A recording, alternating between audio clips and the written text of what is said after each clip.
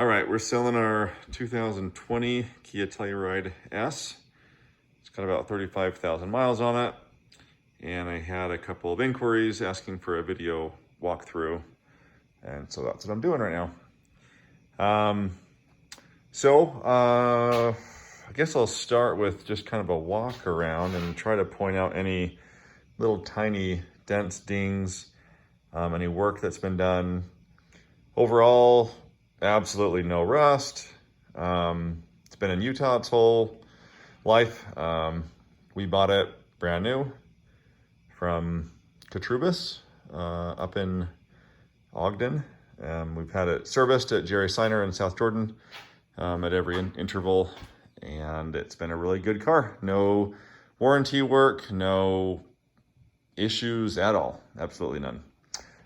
We do have brand new tires on it, and I do mean brand new.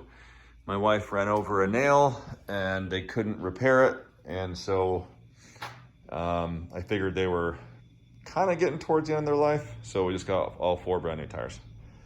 So that's nice. The other little thing to point out is the hood has just been repainted, and I'll explain why. There was snow on the vehicle, and my wife used a shovel to scrape off the snow, and it scratched the hood. So we filed a warranty claim through the car insurance to get it repainted. So it is beautiful. There's a little bit of dust on there right now, but it is a beautiful repainted hood, like perfect. I think it's nice, you know. I mean, for me, it was a $100 deductible, about $1,500 worth of work to get the hood professionally repainted. So very nice. Let's see. So other things to point out. I mean, the wheels, that one looks perfect. The rims. Walk around. I think there's a tiny little ding on this door. Oh, there it is. So right there, tiny little ding. I'd say it's about 1 inch long. And like I said, if you get the light right, you can see it. Nothing on that door. So this rim, that one looks perfect as well. I think one of the rims has a little ding on it. The back, really good. Sorry, my garage is shut right now, so you probably can't see that real great. Let's take a look at this rim. Okay, this rim has a little ding on it. So that right there. And then I think maybe a little scrape right there. Oh, and that little something over here. That looks superficial. I can't tell. That looks like tar or something that would maybe come off. That's not a scratch. Okay, so then this, let me try to see. Oh, so there's a tiny little, kind of like right here, maybe 1 inch long. Kind of little tiny thing right there you can see in the light. And then I don't think there's anything on this door at all. Oh, somewhere, okay. I want to point this out. No, that's nothing. Somewhere it looks like the dog, kind of his paw, touched somewhere. I'll have to find that. I can't remember exactly where that is. Oh, you know what? I think that might be a little tiny ding right there too. Yeah, I'm not sure if you can see that. It's a little tiny, like 1/4 inch. The paint is not affected. I don't think there's nothing there. I'm really scraping the bottom here, trying to find every little thing. I mean, very little. So then this wheel, I think this rim is pretty much perfect. Maybe a little scuff there.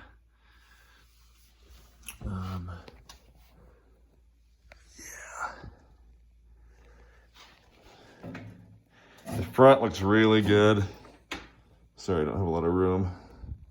Nothing to speak of, like on the grill or anything like that. Oh, so back to the driver's. Okay, so on the driver's door, there's a little tiny ding there. Looks like the paint's been a little bit affected by a little scratch there. So that's maybe 3/4 of an inch. Oh, maybe a little tiny ding right there too on that driver's door.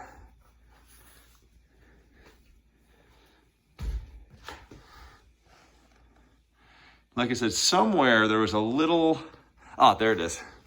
Okay, so right here, gosh, you can't really see it very well. Not sure if that's coming through. Kind of real light little, it looks like the dog's paw just kind of went. So probably about 3 inches long and a couple little 1, 2, 3, 4 across. It's a little thing there. So that's probably everything there is on the outside. Yeah, I'll open the doors. The inside's really good. You know, I got this in the pictures pretty well. Oh, so I will say there's a trailer brake controller installed on this, and I did it. Purchased the kit. It went in really easy. I'll show you on the battery where it connects, the power. And so under here, this unit's part of that, and this. So this is the actual, so at the back, I'll show you the 4-pin is replaced with a 7-pin, and that's the brake controller. So, but this is really clean, I thought. I mean, it could be removed easily, but this is hidden really well. I mean, I think it's really, really nice. And then I might as well pop the hood and show you where it connects to the battery.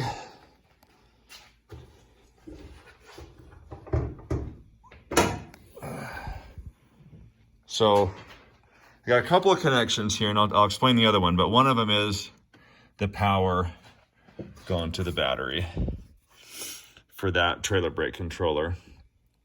In fact, I think 2 wires run for that. I think one runs to the brake controller, then one runs all the way back to the 7-pin. So I think that one has two wires. And then this is a little fuse, like a little 10 or 15 or 20 amp fuse or something, or circuit breaker, whatever you call that. So yeah, that all went in really clean, goes through the firewall. And then I'll show you the 7-pin back here. You know, pretty standard. Sorry, that's kind of dark, I know. But, and then the 4-pin is right next to it, still right there. So I think that went really good.